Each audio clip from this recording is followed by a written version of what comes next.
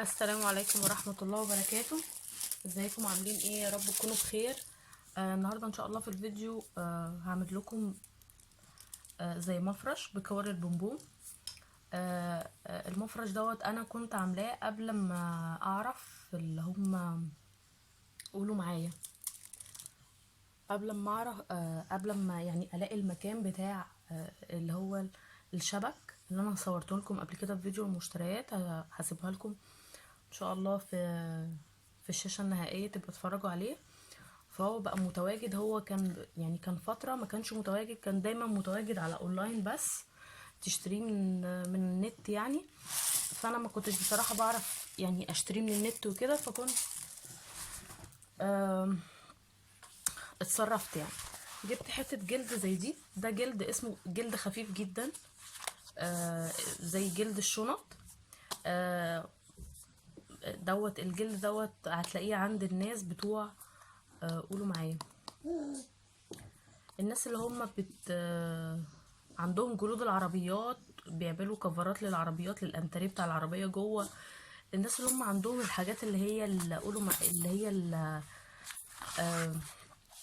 الجلود بشكل عام يعني، وهتلاقوها في العتبة وفي الازهر طبعا.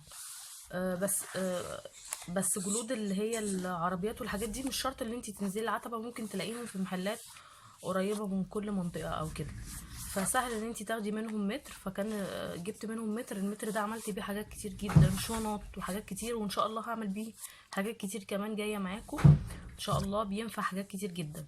فانا استغليت وجبت حتة منه وابتديت اخرمها بالخرامه اللي هي الخرامه بتاعه الحزمه. انا عملتها بس انا هعمل معاكم حاجه صغيره جدا، فهقص حاجه صغيره كده، حته قد كده يعني عشان اعملها معاكم. لكن انا ايه، بدات في الحته بتاعتي الكبيره، فانا اوريدي يعني هعمل معاكم. بصوا هو خفيف جدا وبيتقص بالمقص كده، خفيف جدا جدا يعني. وجلد طري. للناس اللي عايزه منه تعمل منه شنط، يا ريت تنقي الاتقل شويه، لان الخفيف اللي زي ده مش حلو قوي في الشنط. هو حلو جدا في الحاجات التانية اللي هي الاكاليك والحاجات دي. تمام، هبتدي بقى اعمل معاكم ايه. هعمل الاطار الاول عباره عن ايه. دي اهي اللي هي الخرامه، برضو الخرامه دي جبتها من الازهر بس مش فاكره سعرها كام، بس هتلاقوها رخيصه. اسمها خرامه الحزمه. بيبقى بصوا الاخرام بتاعتها واسع وضيق وكده. انا هنقي اضيق مقاس لان الجلد دوت خفيف جدا، فالخرم لو كبرتيه سهل ان هو يتقطع معاكي. اهو بصوا في يعني مقاسات مختلفه جدا جدا. انت بتعملي كده، ودول بيتغيروا ان انت بتزقي دي كده، بس هي ايه قويه عليا شويه، فبقى ايه بخلي زوجي هو اللي يعملها. فهي بس هي سهله، بس اما بتقعد شويه زي ما تقولوا بتزرجن شويه. تمام. حلوه جدا الخرامه دي يعني، لذيذه جدا.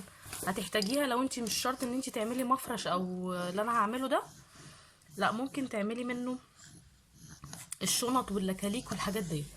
تمام. فدي حلوه جدا و... و... ورخيصه يعني مش غاليه. تمام. فهنا الجلد ده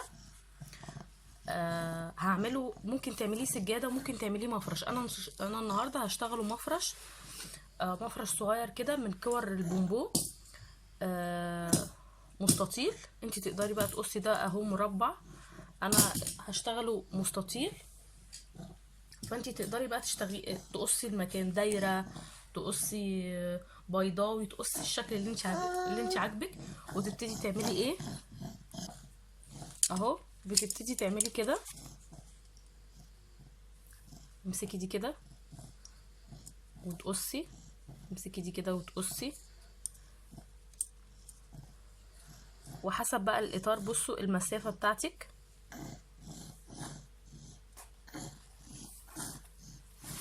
اهو.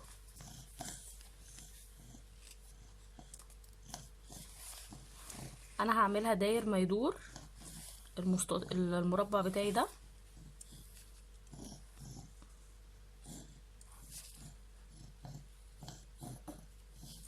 هتدي هتدينا شكل حلو جدا، وفي نفس الوقت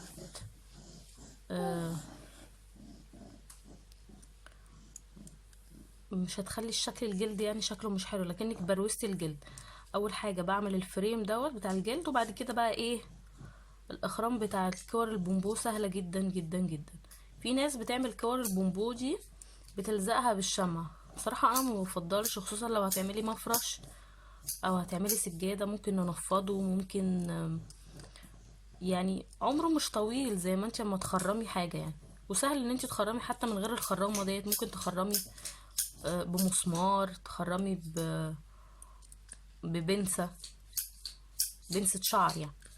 فسهلة جدا بمقص رفيع اهو. خرمتها اهو داير ما يدور. حاولت على قد ما اقدر بقى اظبط ايدي، دي طلعت ايه شوية اهي ورا شوية، فانتي تحاولي بقى ايه على قد ما تقدري. تمام. وبعدين معايا بعمل ايه، بجيب وبعدين هنا بجيب اللي هي الابرة السيلستين، اللي هي بيبقى مقاساتها 2 و1 و1 ونص وحاجات كده، بتبقى حلوه قوي في الشغل. على فكره الابره دي اللي هي 2 في 1 دي عمليه جدا، دايما بقول كده في كل فيديو لان هي بجد عمليه جدا. هشتغل بمقاس واحد، مقاس صغير، والخيط ده اسمه خيط حرير، بيتباع عند الراجل برضو اللي بيبيع الخيوط. على فكره خيط الحرير ده ممكن تعملي منه شنطه لوحده، حلو جدا جدا، وخامته اهي بتبقى تخينه. وبيبقى مقاس واحد كده بالشكل ده، ويبقى الوان مختلفه يعني. انا عملته بلون فاتح عشان بس ايه يبين لكم في الفيديو، لكن انت تقدري تعملي نفس لون الجلد بتاعك، يعني هو اسود فانت تعملي باسود. انا هعمل بس عشان التصوير هعمل بخيط لونه فاتح يعني. تمام. هبتدي اهو، خدت عملت عقدة البداية اهي، هبتدي اشدها كده، اشد حتة منها. بصوا بمنتهى السلاسة يعني، الخرامة دي حلوة جدا اللي هي بتاعت الحزمة دي. هعمل بقى ايه غرز حشو في كل غرزة او غرزتين اهو. رجعت لكم تاني، هعمل بقى زي ما قلت لكم غرز حشو، غرزتين 3، الشكل اللي انت حباه في الفريم. تمام. هنا اهو عملت 3 اهو، دول 3. هبتدي اعمل في الغرزة اللي جنبيها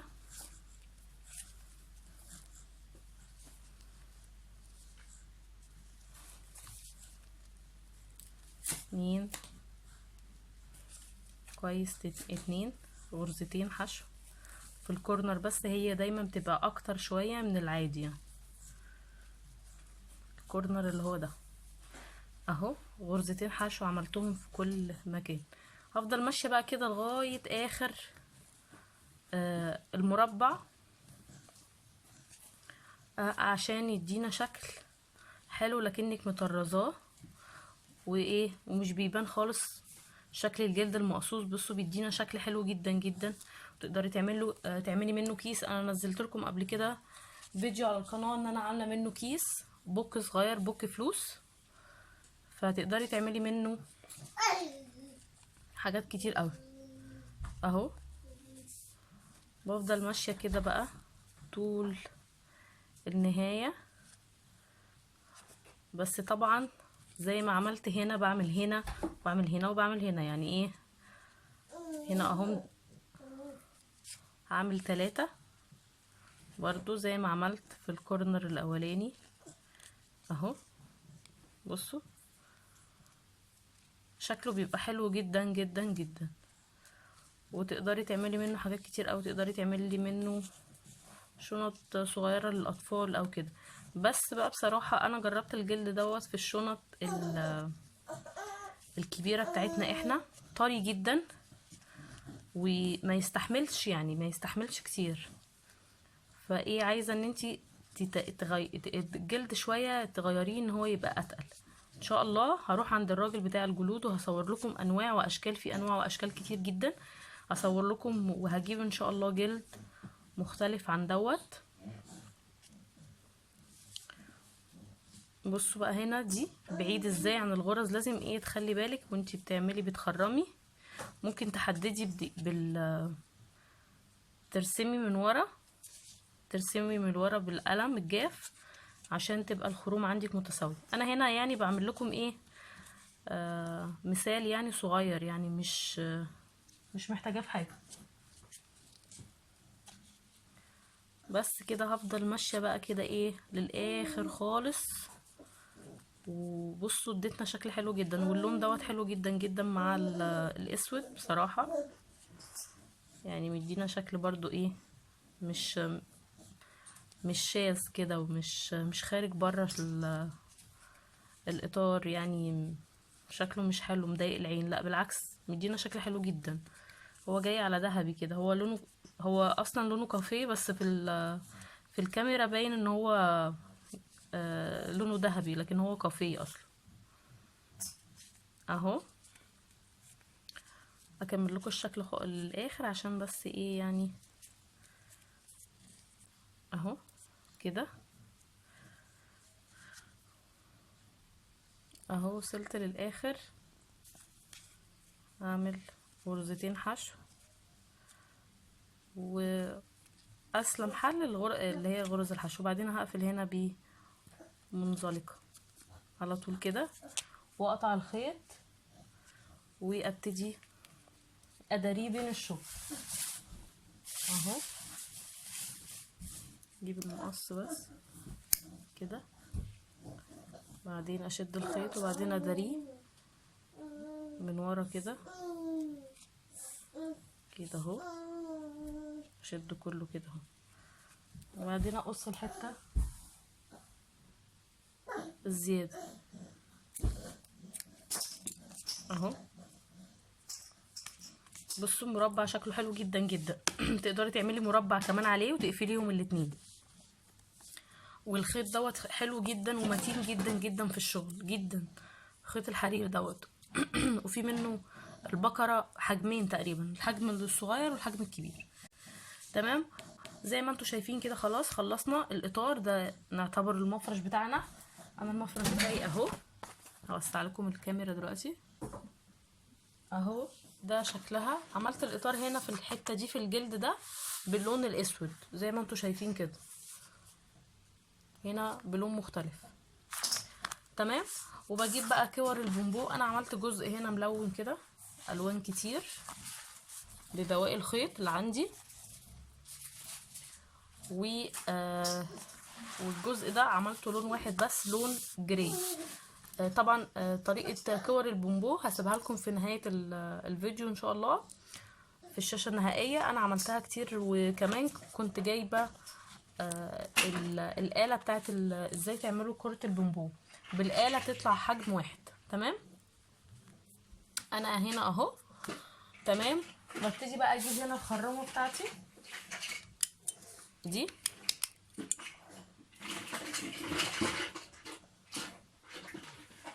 ببتدي اجيب الخرامه بتاعتي واخرم بقى الخروم هنا كده. بصوا انا هنا عامله ايه، عامله زي مربعات كده. فين الخرم بتاعي؟ انا بعمل خرمين اهو، انا فاتحاهم اهو، خرم من ده وخرم من ده بالخرامه عادي عادي جدا. هعمل لكم واحد هنا اهو كده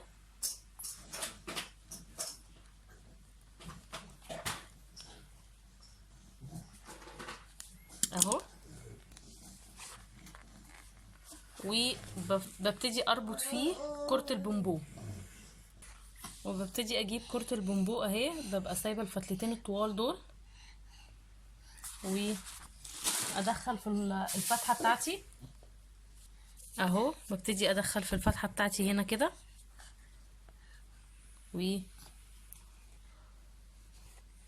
واسحب الخيط كده، والفتحه التانية اسحب الخيط الناحيه التانية. انا ببقى عامله فتحتين عشان اربطهم كده، وببتدي اربطهم ربطه عاديه جدا.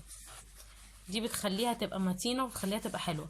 وايه اللي يخليها تبقى احسن كمان، متينه وما تتفكش معانا خالص. طبعا دول ما بيفكوش، بس قصدي يعني لو اتقطعوا ان انت في الاخر خالص، بصوا الخيوط دي كلها هنا اهي كمان بنبطنها بحته قماشه، فايه ما بتتفكش معانا خالص. تمام. ببتدي بقى اعمل معايا ايه كل الخيوط بالشكل ده، عامله كميه. واللي هي البتاعه اللي انا جبتها دي اللي هي بتاعه كور البونبون، بتسهل عليا جدا جدا الشكل. بصوا الشكل، بصوا يعني انا دول كلهم عاملاهم على ايدي. بصوا دول عاملاهم اللي هي الآلة اللي انا جبتها مؤخرا، بتخليهم كلهم شكل واحد وكلهم حجم واحد، وتدينا شكل حلو جدا جدا، فبتبقى حلوة قوي. بصوا اهو، انا هنا ما عملتش فتحة تانية، فايه هدخلها في نفس الفتحة لان الخيط صغير، بس هو يفضل ان انتي تعملي فتحتين، بتبقى حلوة جدا في الشغل اهو. وابتدي اربطها عادي جدا. تقدري بقى تعمليها كلها الوان، كلها لون واحد، اللي انت عايزاه جدا. مفرش بقى، سجاده، اللي انت حباه. انا حابه ان هي تكون سجاده، قصدي مفرش، وان شاء الله هعمل معاكم برضو سجاده قريب. فايه ده شكلها. اللي مش لاقيين الشبك اللي هو بتاع السجاد، سهل جدا ان انت تجيبي الجلد دوت، ومتين واحسن من الشبك، بس هو ايه المشكله فيه ان انت هتقعدي تخرمي بقى. تمام. انا هبتدي هنا اهو زي ما انا مسطره كده كده، هبتدي بقى ايه اخرم. هنا ملخبطه شويه لاني بحاول اوسع الدنيا، بلاقي الكوره كبيره، فبقول لا انت نخليها بعيده شويه. انا هعمل نص كله بلون واحد والنص التاني بالوان زي ما انتم شايفين كده، الوان كتير، مديانا شكل حلو جدا جدا جدا. انا عاملاها للتصوير، يعني هصور عليها حاجات تانية لقناتي التانية اللي هي بتاعت الحاجات الكتير يعني، هصور عليها وصفات وكده، فايه دينا شكل حلو. تمام. فعامله اهو، فانا هبتدي بقى اكملها وهوريها لكم في الشكل النهائي ان شاء الله. اشوفكم على خير. وده اهو شكل المفرش بتاعي. على فكره على فكره اللي هي بتاعت الكور البونبون دي حلوة جدا جدا جدا، بتظبط الشغل وبتظبط ايدك، وبيبقى شكل الكور احسن كتير. لو بتعملي سجادة يا ريت تجيبيها، هتوفر عليكي كتير وهتخليهم كلهم متساويين والشكل يبقى حلو جدا. ده شكلها اهو كده اهو. وخطواتها سهلة جدا، انا عملت فيديو ازاي بتتعمل، حلوة جدا وسهلة جدا. تمام. بصوا ده الشكل اللي انا عاملاه بالبتاعة دي، وده الشكل اللي انا عاملاه بايديا. بصوا لهنا مش مظبوط زي ده، وما قصيتش منهم ولا اي حاجه، يعني جم الشكل دايره كده وشكلهم حلو جدا جدا بصراحه. تمام. دول خدوا مني اللي هي الشله المصري ديت، اللي هي اسمها كاميليا، 100 جرام. خدوا مني شلتين ونص. الجزء ده النص دوت بقى الوان كتير، فايه يعني اللي هو بواقي الخيط، فمش عارفه قد ايه، بس نقول يعني ايه، ممكن نقول كلهم 400 جرام. يعني اللي هو قولوا معايا المفرش دوت، هقول لكم عرضه ايه في طوله. بصوا هو تقريبا 30 سنتي عرض في طول كده يعني، طول دوت قولوا معايا حوالي 60 سنتي. تمام. هو رفيع كده وصغير. انا عاملاه مفرش مش عاملاه سجاده، وممكن يبقى حاجه كده مثلا في قدام اوضه النوم او قدام الاوضه، حلوه جدا. لو عملتيها بلون واحد اهوت، لو عملتيها بالوان زي ما انتي حابه بقى الالوان. دول الالوان اللي كانوا بواقي الخيط اللي عندي، فاللي يعجبك. ولون واحد برضو شكلها بيبقى يجنن، وشكلها حلو جدا جدا جدا ومتينه. عايزين تخلوها تبقى متينه اكتر، خلوا الحته ديت تعملوا لها تخيطوها في خيط. الحته ديت تحطوا بطانه الشنط، او تحطوا حته قماشه، عشان بطانه الشنط بتبقى بتزحلق شويه، بتبقى عامله زي الحرير. فده شكلها. ودي فكرتي، اللي هي لو ما عندكمش اللي هو البتاع اللي هو بيتخرم دوت، اللي هو اللي هي بتاعت السجادة اصلا، بتاعت سجادة الكور، لو ما عندكمش دوت تقدروا تجيبوا حتة الجلد ديت، هتبقى متينة وحلوة جدا جدا. بس طبعا مش حلوة في الغسيل، هتنفضيها كده بس ايه، حلوة جدا جدا برضو، بتدي شكل حلو قوي قوي اهو. وده شكل الفيديو، يا رب يكون عجبكم. وطريقتي سهله جدا، وطريقه الكور انا ما حبيتش اطول عليكم في الفيديو دوت. طريقه الكور ان شاء الله هسيبها لكم في اخر الفيديو. واللي هي السرفله دي بتبقى شكلها حلو جدا لو عايزه تعمليها اهي. ممكن تعمليها من نفس الخيوط ديت، بس خيوط الصوف بتبقى تخينه شويه. ف يا رب يكون الفيديو عجبكم. اشوفكم ان شاء الله في فيديو جديد. ما تنسوش اللايك والشير والسبسكرايب والدعوة الحلوة. اشوفكم على خير. السلام عليكم ورحمة الله وبركاته.